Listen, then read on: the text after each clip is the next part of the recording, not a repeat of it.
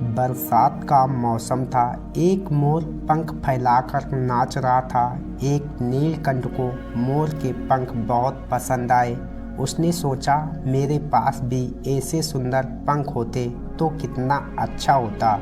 उसे एक युक्ति सूझी। उसने मोर के ढेर सारे पंख इकट्ठा किए और उन्हें अपनी पूंछ में बांध लिया। वह मोर की तरह दिखने लगा।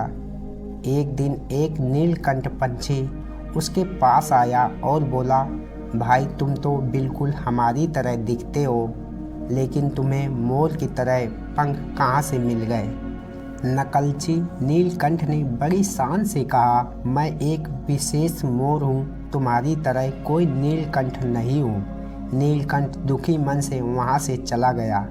नकलची नीलकंठ एक दिन मोरों के ठिकाने पर पहुंचा। उसे देखकर एक मोर ने उससे पूछा, तुम कौन हो? तुम्हारे पंख हमारे जैसे हैं, लेकिन तुम्हारा शरीर हमसे अलग है। नकलची नीलकंठ ने कहा, मैं एक विशेष मोर हूँ। दूसरे मोर ने उससे पूछा, क्या तुम हमारी तरह नाच सकते हो? नकलची नीलकंठ ने तुरंत अपने पंख फैलाकर नाचने लगा।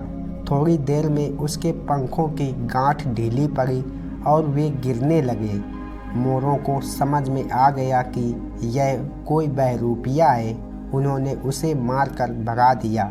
घायल नीलकंठ जब अपने ठिकाने पर पहुंचा तो उसे वहां वही नीलकंठ मिला जिसे उसने नीचा दिखाया था। उसने सभी पक्षियों को नकलची नीलकंठ की सच्चाई बता दी। सारे नीलकंठों ने उसे मारकर वहां से भगा दिया। इस कहानी से शिक्षा हमें यह मिलती है, कोई छोटा या बड़ा नहीं होता, दूसरों को कभी नीचा नहीं दिखाना चाहिए। चलते हैं दोस्तों अब दूसरी कहानी की ओर। बहुत समय पहले की बात है। जंगल के किनारे एक गांव था। जंगल के एक बाघ ने गांव में आतंक मचा रखा था। वह अक्सर गांव के पालतू जानवरों को उठा ले जाता था। एक दिन गांव वालों ने मिलकर उसे पकड़ लिया। गांव वालों ने उस बाघ को पिंजरे में बंद कर दिया, गांव के रास्ते में रख दिया।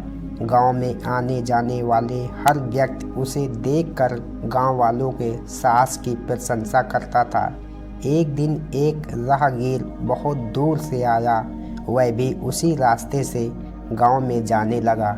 राहगीर को देखते ही शेर ने कहा, तुम मुझे इस पिंजरे से बाहर निकाल दो, मैं तुम्हें नहीं खाऊंगा और जीवन भर तुम्हारा यह उपकार याद रखूंगा। राहगीर को बाघ पर दया आ गई। उसने पिंजरे की कुंडी खोल दी। आज़ाद होते ही बाघ ने कहा, मुझे बहुत जोर की भूख लगी है, मैं सोच रहा हूँ कि तुम्हें खाकर अपनी भूख मिटा लूँ। राहगीर बोला, तुमने मुझे नहीं खाने का वादा किया है। बाघ ने कहा, उस समय मुझे जो सही लगा मैंने किया, अब मुझे भूख लगी है।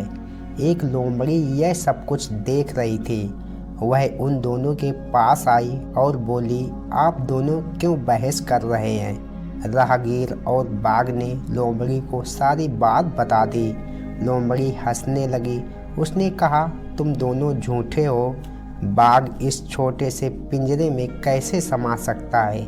बाघ ने कहा, मैं अभी अंदर जाकर दिखाता हूँ। यह कहते हुए बाघ पिंजरे के अंदर घुस गया। चालाक लोमड़ी ने तुरंत कुंडी बंद कर दी और राहगीर की जान बच गई। इस कहानी से हमें यह शिक्षा मिलती है कि दुष्टों की मदद सोच समझकर करनी चाहिए।